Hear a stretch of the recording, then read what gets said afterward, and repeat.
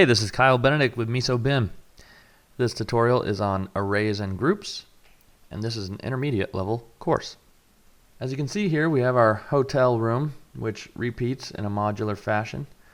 Some of the rooms are actually mirrored, and I'm going to show you guys the best way to repeat the interior details of these hotel rooms, including the furniture, the bathroom layout, as well as the kitchen. On the left side, I'm going to do this using an array. And on the right side, I'm going to create a group first and then copy that group. Okay, first up is the array. So I'm going to draw a box, filter out what I don't want, which is walls and doors. I'm going to use the array tool.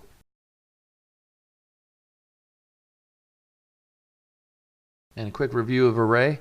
You've got linear and radial arrays. After the array is completed, it will create a group if this box is checked.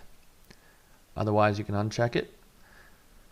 We can tell it the number of arrays we want initially, or we can do that later.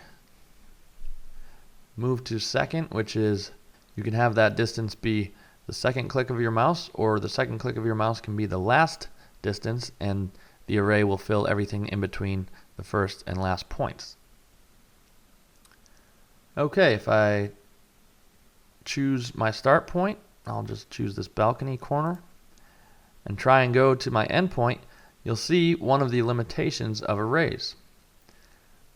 Even if I unconstrain this, it still won't let me go left to right. And that's because certain objects just don't like to go away from their hosts.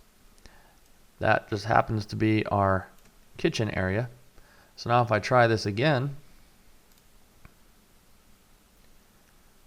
I can go to the left like I wanted. I'm going to choose 3. And now we've got our furniture, bedroom, and bathroom laid out quickly and easily by using the array tool. Again, some objects, depending on their hosts, just don't like to be arrayed, and that's one of the limitations of doing this process this way, but that's Revit for you, right? The great thing about using groups rather than just copying objects is that when you have a lot of repetitive elements like this, groups makes it very easy to change a lot of those elements all at once.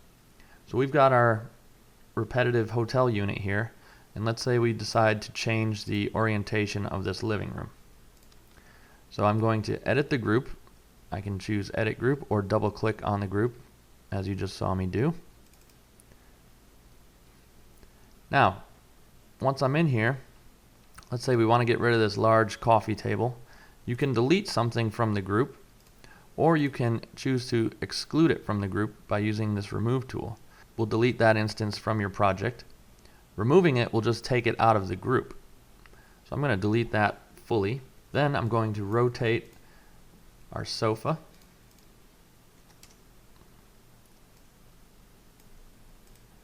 And move our ottomans up in front of the windows. Now once I hit finish, it's going to make all those changes to each of these units that are part of that original array, as you can see here. That makes things go a lot more efficiently and saves you time from having to do this in each and every unit. Okay, on this side I'm going to choose all the objects except the walls and doors, of course. Then I'm going to create a group first. So up here under the Modify tab, we've got this button.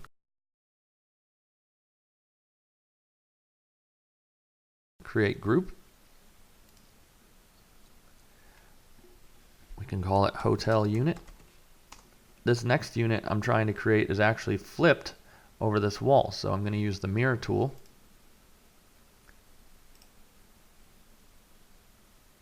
And there we go. This time it has no problems flipping the kitchen area. Now that we've got that, I can copy that in multiple groups if I wanted to there, and so on if I need to. So as you can see, there are a few limitations with the array tool in this capacity. When you want to repeat units like that, sometimes you do have to watch out for objects and families that aren't going to cooperate. The alternative to this is to create a separate Revit file that is just all your interior elements, and then you can link that into your host Revit project. But that's a topic for another video. Thanks for watching. The great thing about using groups rather than just copying objects is that when you have a lot of repetitive elements like this, groups makes it very easy to change a lot of those elements all at once. So we've got our repetitive hotel unit here, and let's say we decide to change the orientation of this living room. So I'm going to edit the group. I can choose edit group or double click on the group, as you just saw me do. Now, once I'm in here, let's say we want to get rid of this large coffee table. You can delete something from the group, or you can choose to exclude it from the group by using this remove tool. We'll delete that instance from your project. Removing it will just take it out of the group. So I'm going to delete that fully. Then I'm going to rotate our sofa.